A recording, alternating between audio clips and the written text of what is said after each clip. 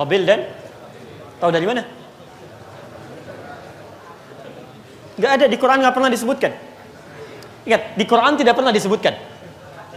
Saya ingin sampaikan pesan ini ya.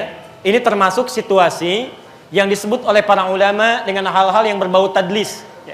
Tadlis itu, maaf, kisah-kisah yang kadang-kadang memang nggak pernah disebutkan, tapi dikarang-karang untuk menghadirkan nuansa. Dalam ilmu hadis itu nggak boleh. Ya, itu bisa menurunkan kualitas hadisnya. Saya beri contoh begini. Ada nabi, Masya Allah, saking gantengnya luar biasa, disebutkan di Quran surah ke-12 ayat 31, posisi paling kanan sebelah atas.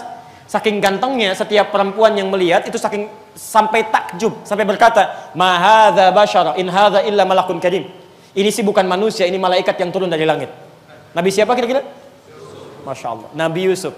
Ganteng-ganteng Nabi ya. Orang sekarang ganteng-ganteng serigala gitu ya. Nggak masuk tuh. Lihat kalimatnya. Nabi Yusuf konon dikisahkan digoda oleh seorang perempuan, istri seorang pembesar. Siapa namanya? Tuh, sudah salah. Tahu dari mana Zulaikha? Nggak ada. Di Quran nggak disebutkan. Hati-hati, nggak pernah disebutkan. Hati-hati, kasihan yang namanya Zulaikha ya. Ada perempuan namanya Zulaikha, ibu yang goda Nabi Yusuf. Nggak juga gitu ya. Oh, bisa keliru ya. Ingat kaidahnya. Kalau di Quran disebutkan satu kisah tidak pernah diterangkan siapa tokohnya, kapan kejadiannya, artinya itu akan terjadi lagi di masa yang akan datang dengan tokoh yang berbeda. Ya. Maaf, dulu ada perempuan menggoda suami orang untuk selingkuh, sekarang pun akan ada. Tuh, banyak lagi jawabannya. Makanya hati-hati deh. Jadi dulu Nabi Yusuf digoda saat dalam situasi berduaan, tidak ada orang lain, diarahkan pada hal demikian. Beliau punya jabatan, digoda lagi oleh yang lain. Bisa terjadi. Anda seorang pimpinan perusahaan, bos. Siapa sekretarisnya? Rata-rata kalau bosnya laki-laki, sekretaris perempuan. Di dalam satu ruangan berdua. Dibandingkan lihat istrinya lebih lama, lihat sekretarisnya. Lihat istri di rumah sebentar, pulang sebentar. Dengan sekretaris, dengan perempuan lain yang bukan mahramnya, Masya Allah. Setiap waktu bisa melihat. Yang kasih tanda tangan perempuan ini. Yang nyodorkan perempuan ini. Di tempat yang sama, peluangnya besar itu. Dan setannya juga jelas itu.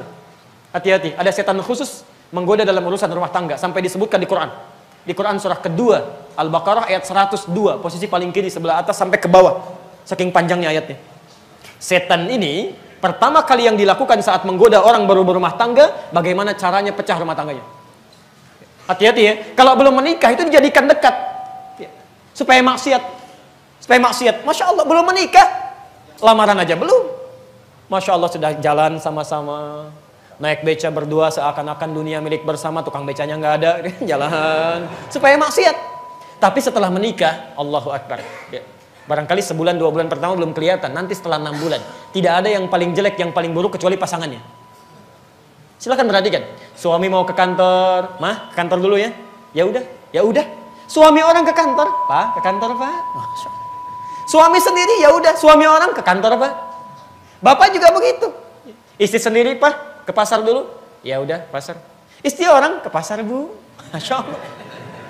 Itu hal-hal yang singkat gitu ya.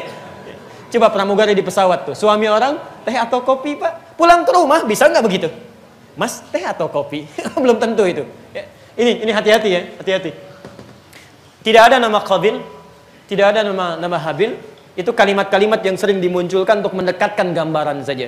Tapi Quran memberikan gambaran, tidak menyebutkan namanya untuk melekatkan sebuah pesan. Nanti di masa yang akan datang ini akan tiba lagi kisah seperti ini. Ada orang yang ketika cemburu pada pasangannya bisa membunuh satu dengan yang lainnya. Ada sekarang pasangan yang cemburu pada pasangan orang lain sampai membunuhnya? Ada. Hati-hati ya.